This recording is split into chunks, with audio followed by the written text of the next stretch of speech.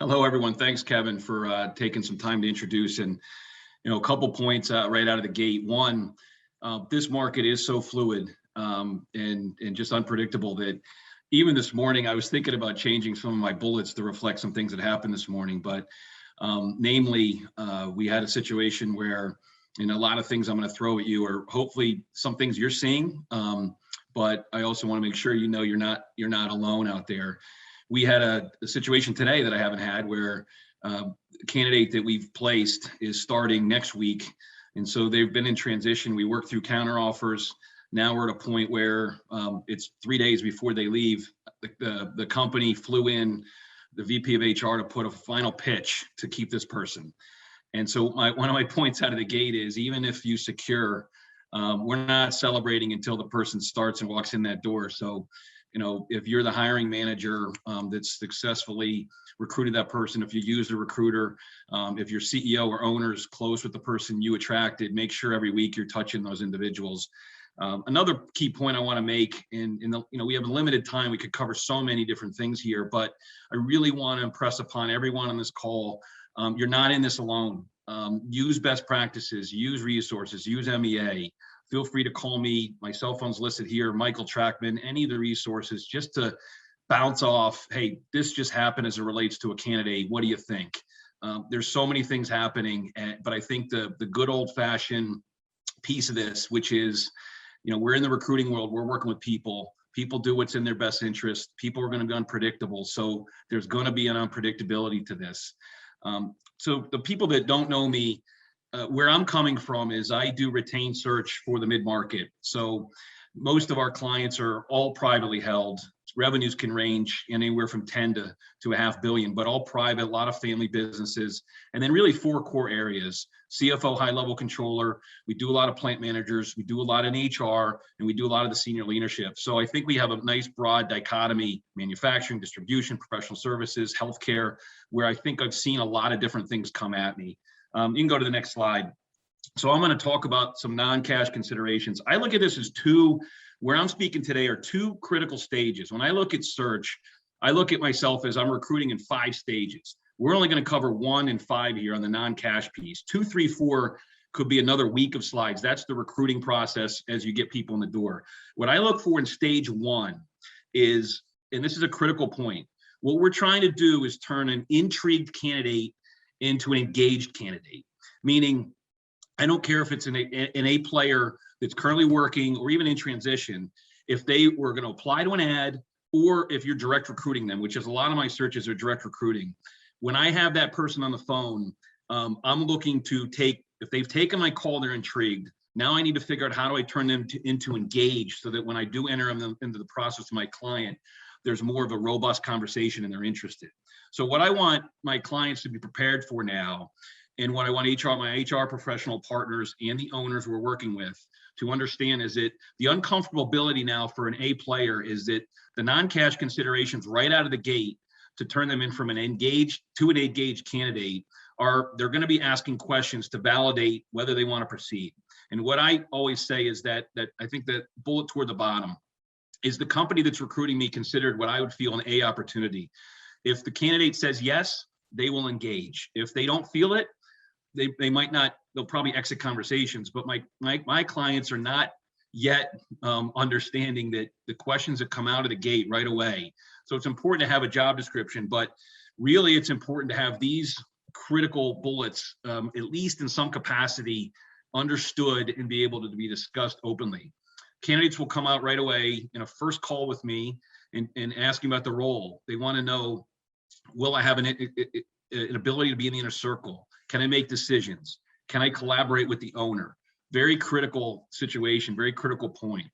They're going to ask you, where are we going strategy-wise? A lot of my owners are very uncomfortable with that in the next bullet, which is, what do you want to do with the business? But out of the gate, candidates don't need a full answer on where we're going, if we're going to sell or anything like that, but they're going to want to know, where are we going with the business? What's the strategic initiatives? What are our weaknesses?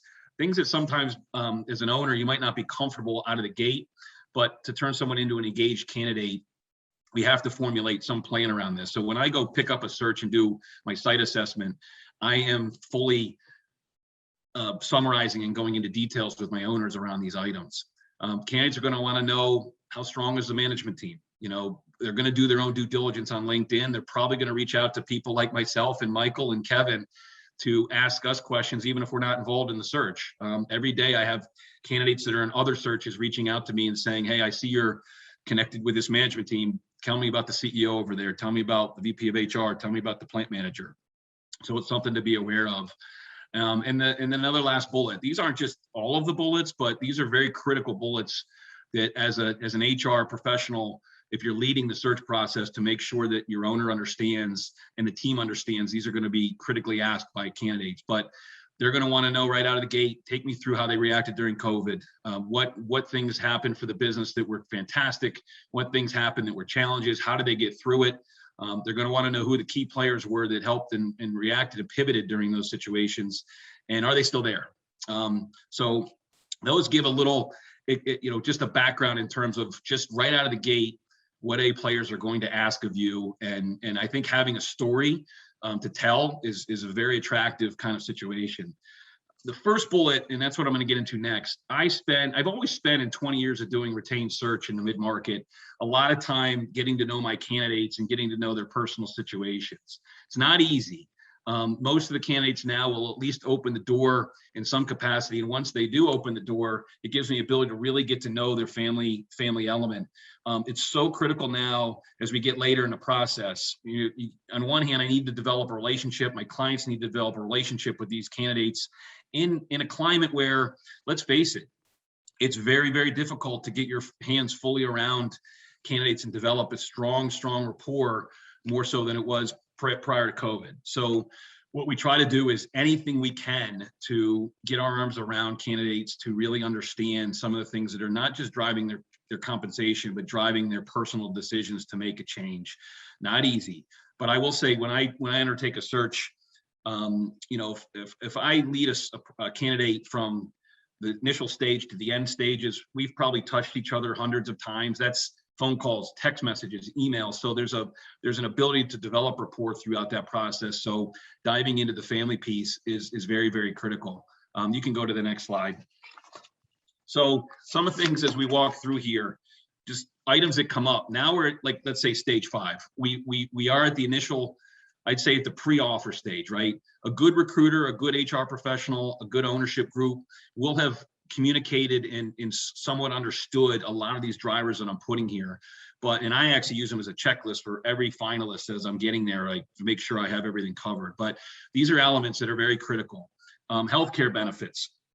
I've lost deals at the end. Everybody's all over the place now. So, and it's okay, because in a lot of our client situations, I understand this because a lot of my clients maybe have not hired a lot of executive talent. So I'm walking into a lot of the situations where maybe the benefits are a little skewed, but I try to, out of the gate, understand as much as I can about the candidate that I'm working with and his or her benefits. What are they paying out of pocket? Is there ability to maybe go over the spouse's plan and save my client money? Just anything we can do. If we are off in dollars, I'm trying to diagnose that probably mid-stage. That way we're prepared for a sign-on bonus to cover the difference, things like that. Match and profit share. Everybody's asking about 401k now and what the plan looks like. It's very critical. This will come up a lot. Flexibility.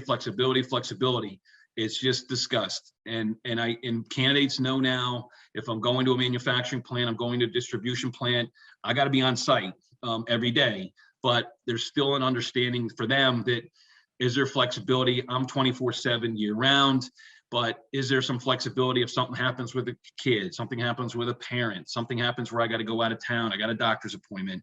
The flexibility and the understanding around culturally, if that's accepted, is a discussion point that comes up an awful lot. It's very difficult to get candidates to agree to travel. If you have a situation where you're a plant and you have other locations, just know, the pool of people that will go on site more limited than ever before, but the pool of people now on top of that might travel a lot of sites or agree to get on a plane, it becomes difficult as well. We've done a lot with gas cards. Just something at the end of a process. If a candidate's still going to have a commute, is there something else that we can entice them so they don't have to worry about the commute as much? Just a little, it's not a huge cost element, but it's something that's very critical, and candidates like it. Family, and more family. I'm going to keep saying this. Everyone agrees that it's a 24/7 culture. One of the examples I'm going to give in a minute, I'll say it now. We had a situation where an executive we placed, everything else we had to work out. There were a lot of other compensation, non-compensation things, but the candidate did disclose to us that he had a college son playing lacrosse locally, but he wanted to be able to go to the games, and he brought that up to us. And it's not going to affect his job, but it's an understanding that he's going to go to those games. Elder care, daycare. There's a lot of executives that I'm working with now that have parents they're taking care of remotely and on site. A lot more parents being moved into houses to be taken care of. So these are just factors that clients and companies need to at least understand. Days off floaters, just anything you can do to just say, hey, at Kreischer Miller, last month we just decided to close the office for the week of Thanksgiving. It was just kind of almost like a spot bonus, but something that definitely was a very key element. Diversity initiatives, so critical now that you at least have something in place or understanding. Another example that I have on the next page, you can go to the next page. Just some examples of things that, without mentioning the companies, but real life situations that we encountered just to be aware of. But my last bullet there, the bullet 5 here, we had a client that was a very kind of an old school distribution plant that had hired us for a CFO engagement because their CFO was retiring. About 6 months before that retirement, they made 2 critical hires. They actually hired an HR manager for their first ever HR manager hire. It resulted in a very talented woman that got that role. And then in the plant, they hired a number 2, a woman as well. When we went out to the marketplace, we ended up having 3 incredible women finalist candidates. All 3, obviously the story behind the situation, the retirement, when they learned of the decisions to bring in women in key roles in this distribution plant, second generation company, it really led to a situation where these candidates, all 3 of them, had significant other searches that they were involved in. Our search became the number 1 desired opportunity for both of them. You'll see here that first bullet. One more example I'll give is that that was a tough one, but when you dive into the personal situations, we knew in this case we had 2 HR executives as finalists, and one had disclosed to me that her husband had passed 15 years ago. Her 3rd child had 1 more year, and she disclosed that the concern for her was, I know I'm miserable in my current role, but I know the devil that I know here, and I going into a situation where I have to start over, understanding new politics. I don't know if I'm ready to upset what could be a good year with my last daughter living at home. Again, non-cash consideration, and it's a real life example, but ultimately it caused her to exit probably stage 4 of the process. We tried to do what we could to alleviate some of those concerns, but they were real. I think I hit most of these here. I'm going to turn it over to Michael. That way, if there's specific questions, we can cover them after he's finished.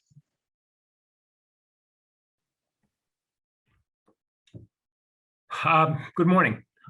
As many of you know, I'm an attorney that represents small to medium-sized businesses, and in that capacity, especially over the last couple of years, I've been in the center of the maelstrom of the turnover, the effort to recruit, et cetera, from an attorney's perspective. And so I get to see, almost like an anthropologist would in some respects, what seems to work on the compensation side in terms of companies, and what seems to not work, what seems to motivate key executive people to leave, and what seems to motivate key executive people to come and stay. And I'd like to talk about that for a little bit this morning in terms of the non-salary aspect to that.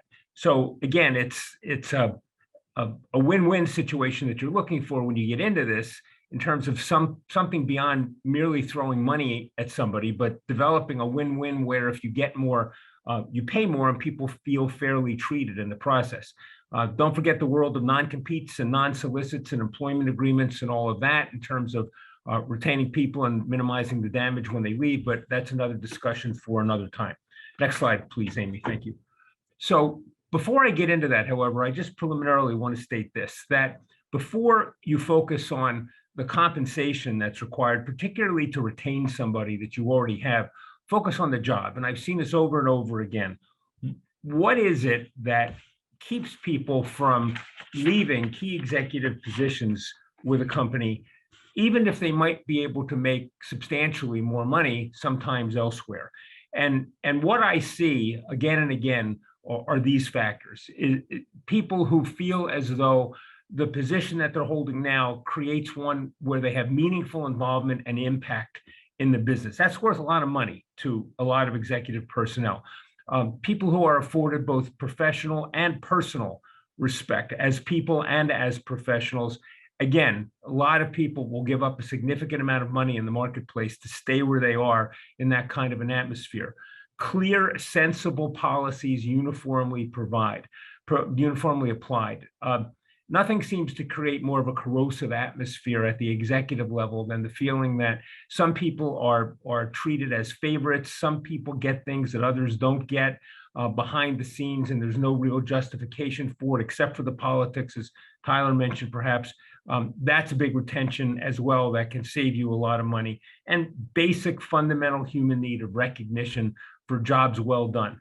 These factors can save you a lot of money when you get into the compensation arena where you're particularly trying to retain key people. And I just want to say preliminarily, keep that in mind. Next slide. So let's talk about the keys to non-salary competition. What you're talking about here is creating situations where you can provide people on an individual basis a meaningful reward for their success, however it is that you define their success. You can do that on a personal basis for their own personal successes. You can do it on a business basis. But the key is that you're creating a win-win situation. Their success equals your success and justifies you paying them some additional compensation, which doesn't hurt as much, being as how it's predicated upon success and which treats the individual fairly. The keys to this, however, are multifaceted, but some of the basics are that when you do something like this, you need to make it as clear and as objective as you possibly can. The last thing you want is to create something that's supposed to create goodwill. And then when it comes time, at the end of the fiscal period, whatever it may be, where there's an accounting to be had, and the policy isn't clear, and the employee begins to feel as though he or she has been played, judgments are being utilized in respect to the determinations of amounts which should be objectively determined, and so on. That's very counterproductive. So too is a situation where you create what is to be a meaningful reward for an individual's success. And it's really, when the rubber hits the road, it becomes plain that it's not realistically achievable. Again, you're countermanding what you're trying to, the results that you're trying to generate there. You're creating ill will. People feel as though they've been hoodwinked somewhat. On your side of the table, it needs to be realistically budgeted. If you're going to create a reward for success, you need to accurately project what the levels of success might be and what it might cost you. A lot of companies that I've dealt with don't do that. They just sort of do this in a vacuum. They're willing to pay for success, but when the time comes, they haven't budgeted for it. It puts them in an awkward position at the end of a fiscal period.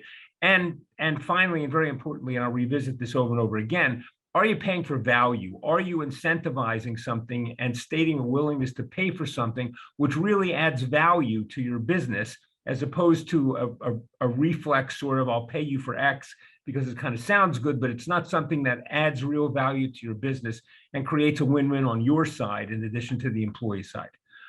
So let's get into more specifics. Next slide, please. So let's talk about the personal side, compensating executive levels, management levels for their personal success. You're trying to do two things here, and I've alluded to both of them already. You're trying to treat people fairly by linking what their compensation, but to their personal success. And that indicates to people that you're willing to pay for value, you're willing to treat them fairly, but at the same time, from your individual financial analysis, you want to make sure that what you've agreed to pay and what you've agreed to pay for is worth the price that you're paying. And that really does take some business analysis sometime. Are you paying for something that creates value? And if you are, then it's only fair to share some of that success with the executive, and all around, everyone feels as though it's a win-win. So the objective is that if X happens and you've got to define what X success is, then Y compensation is paid. It might be, if X might be your personal productivity as the executive, it might be your team's productivity, it might be a project that the individual is working on, an objective measurement that in respect to any of those contexts, if X is achieved, here's what you get, aligning the bonus with the value the business obtains. Again, you need to make sure that this is something that in the executive's realistic control, so they don't feel as though that the carrot has been placed in front of their nose that they can never get to. Lots of companies will deal with compensating executive level personnel for subjective successes. This gets to be, it's fine if you can do it, but keep in mind that it's very often it can backfire on you. So that, for example, if you create an incentive for someone who creates better communication channels in the company or improves efficiencies in the companies, well, then it comes down to the end of the road where you've got to figure out if that happened. And if there aren't objective measurements, you could get into a disagreement as to whether or not the goal was achieved and the compensation owed, and that can, again, backfire on you. One thing somewhat related, but which retains a lot of people in my experience, is that they know that if they put in their time at a certain level, let's say they've been there for 3 years, they'll get paid some form of severance if there's a no-cause termination. So they've got some security. And another thing that a lot of companies do with some success is to compensate people for their longevity. Just recognize the fact that if you've been here for 3 years and 4 years and 5 years and on down the line, you've gathered institutional knowledge, and more valuable to us, and we'll give you a bonus, a longevity bonus, not a salary increase, but a longevity bonus for that. All of this is geared, as it is all geared, towards making your executive and management level people think, as Tyler alluded to in the one candidate that he talked about, making them think, do I really want to leave here for an unknown? Is there enough here that will keep me here? So that I really don't want to step off into the unknown. I'm being treated fairly. I can be compensated not only for purposes of a salary, but also for my success. Do I really want to give that up, even though it may not be perfect, for an unknown situation? So your job is to create enough there to make them ask that question and answer it in the right way. Next slide, please. Compensation based upon the business success is another form of getting outside the salary wars and trying to deal with win-win structures that do not cost you as much as they otherwise would from the point of view of what your bottom line is. But when you're dealing with these kinds of incentive arrangements for your personnel, you've got to limit it to those executive level personnel who really can affect the overall success of the business. It doesn't make any sense to compensate lower level people in a really material way, maybe in a just kind of morale booster way, but in a really material way if they can't really have an influence on the overall success of the business. So pick your spots here. One way to do that, obviously, is granting people ownership. I'm not going to talk about that today. I think that's something that you do in companies that are really planning perhaps on going public, or in very unusual situations. But I think you can almost always achieve the result that you want to achieve without all the baggage of ownership by dealing with non-ownership type incentive arrangements. I've dealt with many companies who have successfully developed bonus plans based upon goal achievements, company goal achievements. If our net profits are X, we will bonus you at Y.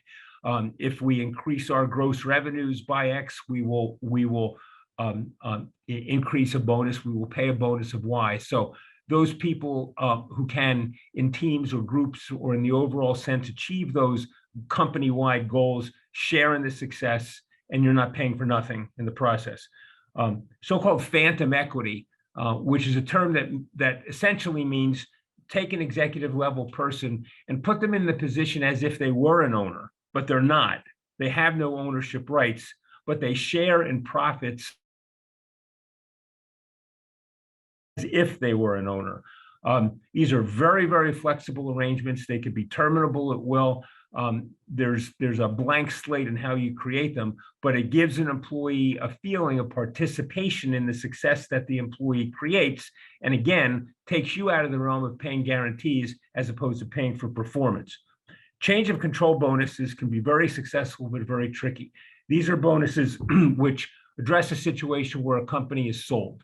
And if a company is sold, the executive gets a share of what the net profits is from the sale, perhaps over certain benchmarks. There's lots of ways to do it, but lots of times you have executive personnel who feel that they are contributing to a company that they know is going to be sold. They're increasing the value for the ownership. And what will keep them hanging on is if they're looking forward into the future and they know that they will receive a pot of gold at the end of the sale rainbow, that they'll be able to participate in that according to certain fair benchmarks that will keep them on board. It will make them feel as though they're being treated fairly. The other side to the coin is when you sometimes offer these kinds of bonuses in a situation where employees might not otherwise be contemplating that the company may be sold someday, you may incentivize an opposite set of conduct. So you want to make sure that this is being done where it's kind of a given that the company may be sold someday, and at the top level executive status, you'll get to share in the increased value you created. Makes a huge difference for a lot of people in that context. Some companies create a bonus pool situation where companies will devote a certain amount of money per year into a bonus pool based upon some objective criteria, such as net profit over a certain level, et cetera. Employees, based upon various qualifications, such as their job level, their longevity, will be awarded certain points, which translates into a percentage of the bonus pool. So it's a way to share company success as defined, again, without a guarantee, based upon performance. All of these strategies are extremely flexible. Again, the idea is to create the situation in the employee's mind that they're being treated fairly. If they do well, great. If they don't do well, well, then that's life. They've still got their salary. It's not guaranteed money out of pocket, but payment for success. And it makes employees think twice before they head off in a different direction. Last slide, please. There's some things to be careful about here that I do want to go over. And you really need to be very careful in terms of how you draft and structure these kinds of agreements. There have been cases where bonus arrangements have been construed to compromise an employee's at-will status. Don't want to do that. Sometimes these bonus agreements can be construed so as to say that the employee is guaranteed employment for the period of time needed to determine whether or not the employee will get the bonus that's involved. You need to be very, very careful about that. You need to be also careful about a situation where, for example, an employee is terminated during the course of the time when the employee is in the process of earning his or her bonus. This creates litigation often at some stage, and you need to clarify that. What happens if an employee is terminated for cause? What happens if an employee is terminated for no cause? Does an employee get a pro rata share of bonus? Is the bonus only paid if the employee is fully employed at the time the bonus is payable? These are questions that need to be answered in the bonus structure. You need, as the employer, the sole discretion to interpret and apply the bonus. You do not want to get into a situation where a judge decides that. You need to structure it so that you decide it. And so long as you're in the realm of reasonableness and the fairness, your word goes in that regard, as opposed to putting it into the world of litigation. You want to be sure to tax withhold if it's the kind of bonus that requires you to tax withhold, as almost all of them will. There's something called Section 409A, which we could talk about for 3 or 4 hours, and you wouldn't last through it. You couldn't possibly stay awake. But it's a tax code provision that applies to deferred compensation. It applies to situations where an employee is afforded a bonus in 2021, but the payment of that bonus is deferred over time beyond the magic date is March 15, 2022 in this instance. And if that bonus is deferred, you get into an extremely complicated realm of what it is that you have to do, or there's a 20% penalty tax that's imposed. So you need to be watchful of 409A in respect to deferred compensation. And then finally, if you're bonusing non-exempt employees, hourly employees, you can get into a realm where the bonus is deemed by the Department of Labor to increase what the real hourly rate is for purposes of paying them overtime. Not something that you want to do. Typically, there's not going to be bonuses at that level, but it's something that occasionally comes up and is worth watching. And I'm happy to take whatever questions that any of you may have. It's a complicated area. There's no one way to do it. As Taylor stressed, it's individualized, but it's a very effective way not only to retain people, not only to attract people, but to retain people as well. Kevin, can I add something real quick? Yep, go ahead. So, Mike, that was fantastic, and you hit everything. You're right on. One non-cash piece that ties into what he said. If you're a business that maybe hasn't formalized a lot of these, and you're trying to attract candidates, maybe coming from businesses that have some, you have an advantage and you have an opportunity, and that's a lot of my searches. So I'll use an example. The plant manager we just placed at a $200 million distributor, he's coming from a business that had a lot of these things, and my client didn't have a lot of these already in place. The opportunity that we told him, that the company also reiterated, is him coming in as plant manager. He's going to help be in the inner circle to design some of these initiatives that will help him keep his key employees, but also will benefit him. So when we're running these types of engagements in the private sector, that is a big opportunity that I mentioned. If a candidate doesn't understand that dichotomy shift of, hey, you're coming in the inner circle here, and you're going to help make decisions that potentially will impact you from a profit sharing or bonus perspective, that, maybe they're not the right person.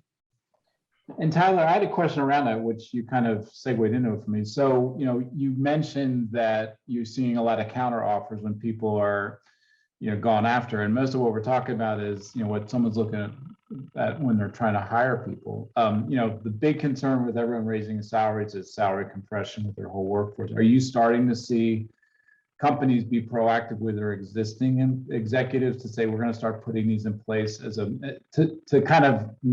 to quell that idea that I have to go somewhere else to get paid more? Yes.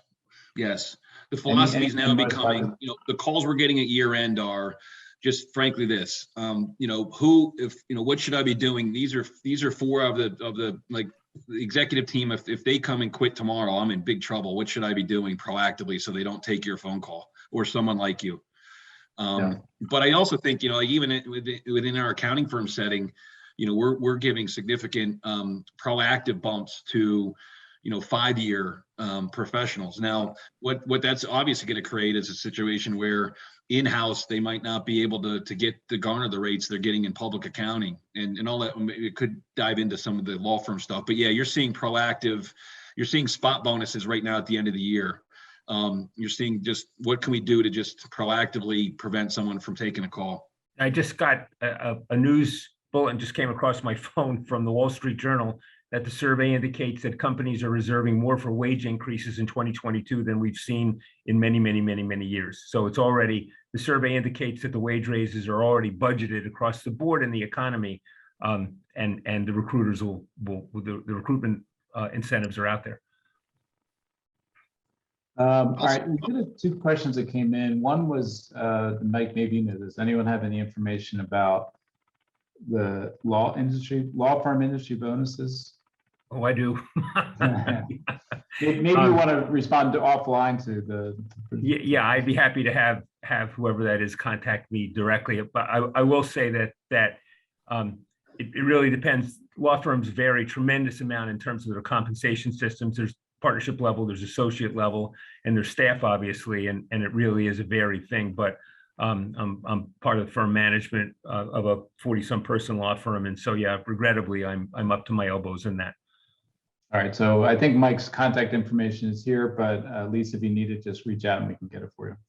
I'll cover that other question, and then Mike can maybe elaborate. But I have negotiated, I think, in the last 2 months, 5 deals where we did include a sign-on bonus. I did put in there. Now I'm openly discussing with the candidates, but each of them had a clawback of, like, if the candidate, I think, leaves in 6 months, they have to pay back.